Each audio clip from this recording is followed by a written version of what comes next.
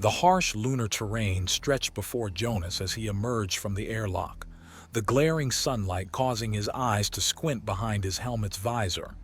His shoulder muscles burned from the day's work rotating the solar arrays that powered the small research colony he called home. It was a job that required precision and care, but also demanded sheer physical exertion in the bulky spacesuit that now felt like a leaden exoskeleton. 12 relentless hours had passed since he left the compact living module he shared with his girlfriend Samantha. The thought of her welcoming embrace propelled his weary body forward. She was a botanist in the colony's life sciences lab, leading efforts to grow viable crops on the sterile lunar soil. Her expertise was unmatched, but it was her vibrant spirit and compassion that Jonas fell in love with from the moment they met 2 years ago. Their unlikely relationship sparked during a recreational excursion to survey a massive crater near the colony. A small dust storm had forced the group to hunker down in a makeshift shelter, and he and Samantha found themselves chatting to pass the time. Jonas, normally reserved, opened up about his longing to return to Earth, to feel rain on his skin and wind in his hair after years in sterile habitats and spacesuits. Samantha confessed in turn that lunar sunsets were the only beauty that made her isolation here bearable. In each other, they found a missing piece neither knew they lacked. Samantha helped Jonas appreciate the austere magnificence of his adopted home, while he cherished her in ways she never anticipated. Dates soon followed across the barren landscapes that became wondrous through the lens of their growing connection. Every moment together made the monotonous routine of colony life glow with new radiance. Jonas smiled to himself, remembering how just yesterday they had floated leisurely in the low gravity of the recreation dome, imagining the life they would build back on Earth after completing their tenure here. The future brimmed with hope and promise. Returning to the present, Jonas shuffled through the airlock of their living module, the aroma of garlic and tomatoes filling the close space. Lasagna bubbled away in their tiny kitchen, a taste of comfort food after the day's toil. Samantha knew just how to help him unwind after his shifts. His stomach rumbled loudly. "Honey, I'm back," Jonas called out, expecting Samantha to come jetting around the corner any second, hugging him in zero gravity as they spun in reuniting joy. Only the soft hum of the air circulators answered. Where was she? Unease flickered through him. Pulling himself hand over hand deeper into the module, Jonas noticed Samantha's tennis gear drifting lazily near the door. She was never so careless as to leave her recreation equipment out mid-game. The first tendrils of dread uncoiled inside him. Something wasn't right. "Babe, where are you?" he called again, pulse quickening. Only tense silence answered. Then, faint sounds reached his ears from their sleeping pod, hushed whispers and odd raspy clicks. Adrenaline flooded his system as every instinct screamed that something was very wrong. Pulling himself quickly to the pod, what Jonas saw within shattered his world in an instant. Samantha floated wrapped in the intimate embrace of an alien creature, its purple, chitinous body entwined with her supple form. Jonas recognized it as her tennis coach, Vrex. Revulsion rose in his throat like bile. This can't be real. "What the hell is this?" Jonas bellowed, shaking with rage and disbelief. Samantha jolted away from Vrex, spewing excuses that barely registered in his shocked mind. This had to be a nightmare. Jonas trembled with rage as Samantha grasped for him, pleading with teary eyes. But her excuses vaporized like dust on the solar wind. All he could see was her wrapped in that alien monster's embrace. Vrex's serrated tentacles twisted in panic as he scrabbled backward. "Let me explain. Samantha was just lonely and needed comfort."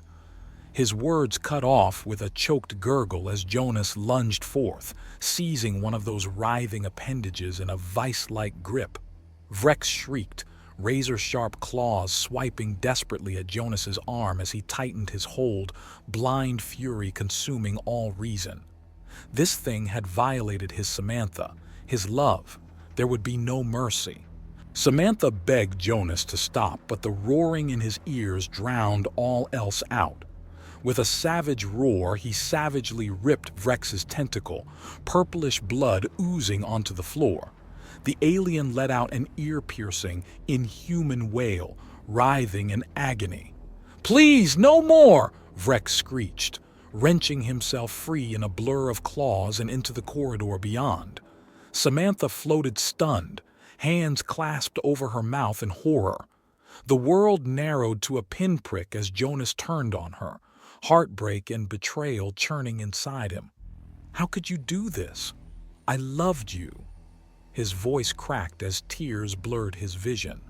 Samantha reached for him desperately. "Jonas, listen, I never meant to hurt you. It just happened." But her excuses turned to ash in his mouth. With a look of disgusted contempt, he shoved past her in pursuit of Vrex. Jetting through the tight corridors, Jonas spotted the alien's sinuous form slithering ahead, purplish blood droplets forming a macabre trail. Feral anticipation surged through him. The hunt was on. Bursting into the module's cramped galley area, Jonas saw Vrex prying at an airlock with his uninjured claw, trying to escape into the lifeless landscape beyond. "Oh no you don't," Jonas spat, grabbing for Vrex's segmented tail but only managing a glancing blow. Still, it was enough to disrupt the airlock controls, buying precious seconds. Vrex scrabbled frantically, claws gouging metal, but there was no escape now. Jonas seized him in an unrelenting chokehold, muscles burning with adrenaline-fueled rage. He had dreamed of this reunion many times before in the intimacy of his bed. Vrex's serpentine body thrashed in panicked desperation, but Jonas only squeezed harder. "She was mine," he hissed into Vrex's ear slit. "Now, it's time to pay." A croaking death rattle escaped Vrex's throat as Jonas slammed his head into the corner of a nearby table, once, twice, thrice, until only pulpy indigo mush remained. He let the limp alien corpse slide to the floor, breath heaving in animal satisfaction. It was then Jonas noticed his friend David floating in the corridor, drawn by the chaos. David's mouth gaped in shock at the grisly scene. "My God, what have you done?" he whispered. Jonas beckoned him closer, an unsettling calm settling over his bones. "Vrex took what was most precious from me. Now I've returned the favor." David gripped his shoulder firmly. "Stay here. I'll get help." He glanced uncertainly at Vrex's oozing remains. "Somehow, we'll make this right." Jonas shook his head, the fires of vengeance still raging within. "No, the time for rightness is dead and gone. Will you stand with me, brother?" David hesitated only a moment before embracing him in solidarity. "Always." Jonas turned towards the corridor leading outside, his path now clear. "Then let's end this." Jonas and David moved swiftly through the deserted corridors, past labs and sleeping quarters, eerily empty save for the low hum of air circulators. The entire colony seemed to be holding its breath, braced for the storm to come. Their footfalls echoed harshly in the stillness as they made their way outside into the stark grandeur of the lunar landscape. The floodlights of the modular colony complex behind them cut swaths through the inky blackness. David broke the tense silence as they approached the parked lunar rover used for surveying expeditions. "The colony servers track all rover movements automatically. If we take one out, they'll know." Jonas set his jaw. "I severed the data feed lines to this rover last week when I took Samantha out to the Mare Imbrium to watch the Earth rise. No one will know we've gone." David nodded, a new appraisal in his eyes for his friend who, until today, had seemed so mild-mannered. Jonas had hidden depths, darkened now by betrayal's bitter waters. But David knew that darkness intimately, and would not abandon Jonas to drown in it alone. The rover rumbled to life and they sped off, twin ghosts racing across the barren landscape, heading towards the labyrinth of boulders and ridges where Vrex's clan had established a subterranean settlement, if you could call the primitives' dusty hovels that. As the rock formations loomed nearer, David pulled up short and cut the engines. He turned to Jonas. "Even if we find Vrex's kin, then what?" Jonas's jaw clenched. "Then they learn that actions have consequences." David gripped his shoulder. "I understand the rage inside you, but more bloodshed will only deepen the void it leaves behind."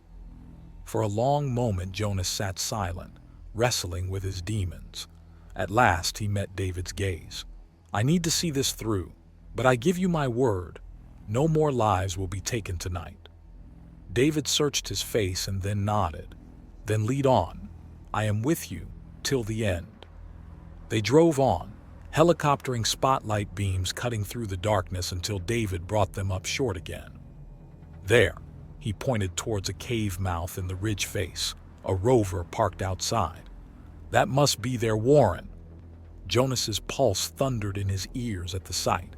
He and David donned spacesuits and cautiously approached the entrance framed by wooden braces. Raspy voices echoed from within, muted but agitated. Jonas boldly stepped into the cave mouth, boots crunching on the rocky floor. Alien heads jerked towards him, eyes widening and claws instinctively raised in alarm. He recognized some of them from the colony, though not by name, by reputation only, as the unspoken menace that lurked in the shadows and whispered in ears, turned from what should have been sacred vows. "I come seeking justice," Jonas announced, voice booming. "Your own Vrex has sinned gravely against me and paid with his life. Yet you all played your part in seducing my partner Samantha with your lurid graspings and raspy tongue." The aliens shuffled uncertainly, claws lowering. David came to stand at Jonas's side, silencing the first murmurs of protest. "Now you will all leave this place forever," Jonas continued. "Abandon this settlement and break all ties with the colony, or you will share Vrex's fate." He drew his lascutter slowly, the glowing plasma edge humming with devastating potential. The alien scuttled back further into the gloom of the cave. Jonas raised the cutter and in one quick slash cleaved through a support beam. Dust rained down amid panicked cries. Another slash, another beam split. The roof structure began to crack and crumble. "Flee now or be buried forever," Jonas thundered. The aliens needed no second urging, swarming past him in droves and scrambling into their rovers. More beams splintered under relentless slashes. Soon Jonas and David stood alone amidst the rumbling cave-in, lighting their way out past crumbling walls and falling rubble. They emerged into star-strewn openness, the roar of destruction fading behind them. It was done. Justice was served. Samantha's seductors were scattered to the wastes, never to return or tempt astray again. Yet hollowness lingered in Jonas's chest. He turned questioning eyes to David, who met his gaze with understanding. "What we have done this night can never be undone," David said solemnly. "But take comfort, my friend. The future awaits." Jonas drew in a long breath and nodded. As the dust settled, glimpse of a new horizon could be seen waiting beyond. Jonas piloted the rover across the desolate lunar plain, putting distance between them and the ruined alien settlement. But though the plume of debris faded in the rear display, the magnitude of what they had done still weighed heavy on his mind. Beside him, David stared ahead silently, jaw muscles clenching. Jonas knew his friend wrestled with the same doubts plaguing him since they walked away from that cave of fleeing aliens and crushing rubble. They had gone seeking justice, but found only vengeance. The act was satisfying in the heat of rage, but now chilling in its implications. And while Vrex paid the ultimate price, the true source of Jonas's pain remained as present as the earth hanging in the eternal night sky. Samantha.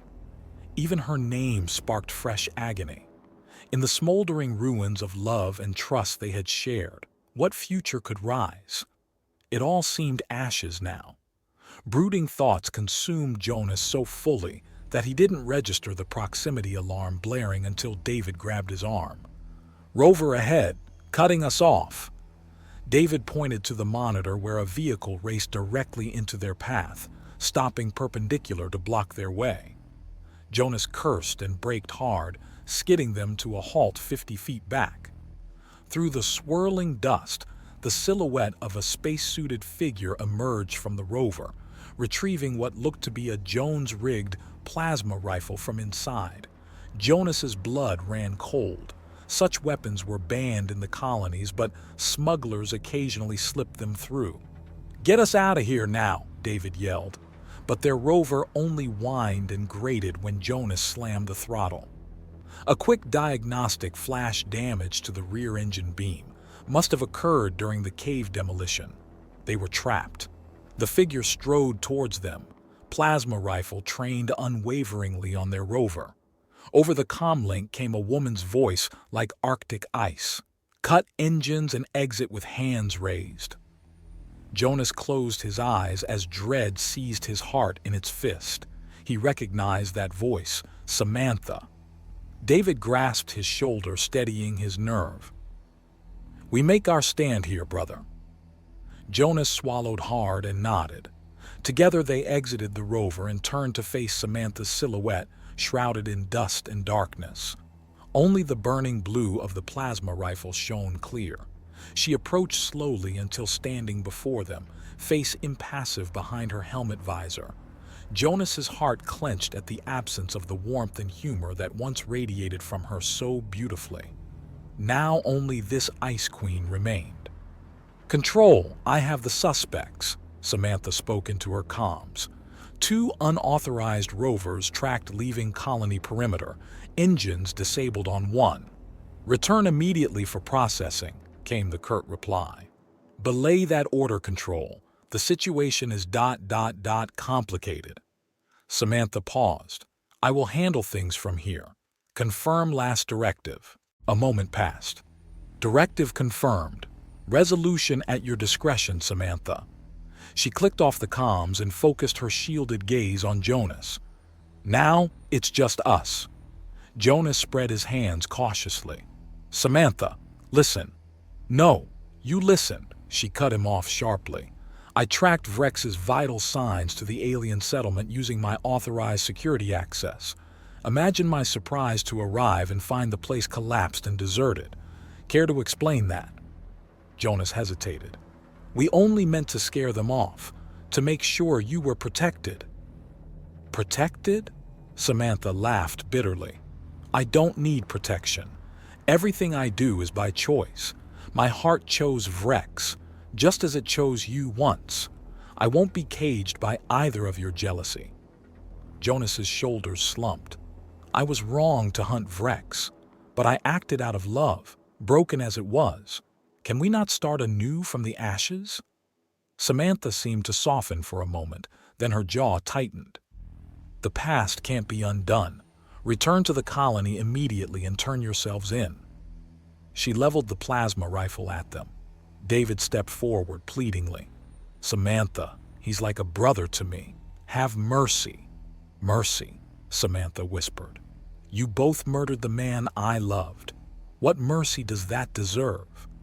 Her finger tensed on the trigger. Jonas stared down the glowing barrel of Samantha's plasma rifle, the searing blue matched only by the cold fury in her eyes. Her finger rested tightly on the trigger that could end everything in a bolt of fiery oblivion. Beside him, David pleaded for sanity, but his words seemed to fall on deaf ears. Samantha had passed beyond reason, consumed by grief and vengeance, mirroring the bitter poison that had warped Jonas's own soul. In her, Jonas now saw himself reflected back, and he knew they balanced on the knife-point edge of destructive madness, one action away from tragic ruination. With sudden clarity, he understood the past could not be undone, no matter how dearly he yearned for it. But the future spread before them untouched, ready to be reshaped into light or darkness by the choices made in this moment. Jonas stepped forward slowly, hands raised in supplication. "Samantha, I was wrong to hurt you as I did. Hate and fear blinded me from seeing you as you truly are, a woman of strength and spirit, bound by no one's desires but your own. I strove to cage that which should have soared free." He paused, emotion clogging his throat. "Perhaps we could never have walked the same path together, but know that I never stopped loving the person you are. If vengeance will set your course right, then I will make no plea for mercy." Jonas knelt before her, head bowed in acquiescence. Her rifle remained unwavering, though her breath came sharper behind the helmet visor. David moved to stand beside Jonas. "I stand with my brother, come what may." For endless moments, the only sound was Samantha's ragged breathing. Then, slowly, the rifle lowered. When she spoke, her voice trembled with the first cracks of dissolution. "No more death for death.